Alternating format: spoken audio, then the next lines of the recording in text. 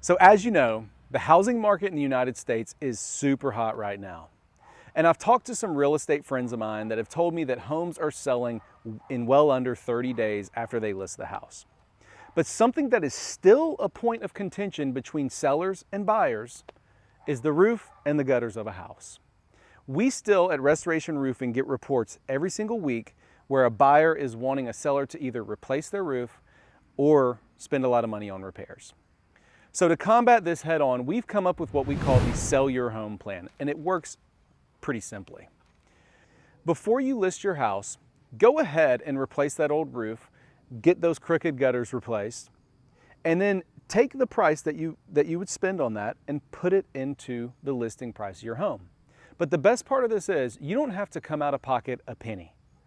We will get you on a 3 or 6 month plan that is no interest and no payments, meaning you truly have 3 or 6 months to pay the thing off completely. Well, we already know your house is going to sell within 30 days. So when the house sells, that money will go to pay off that roof, and you will avoid the headache of buyers and inspectors saying that you need to replace the roof, which is just going to slow down the whole deal. At Restoration Roofing, we're always trying to think of ways to help our customers, and in this case, those of you selling your house.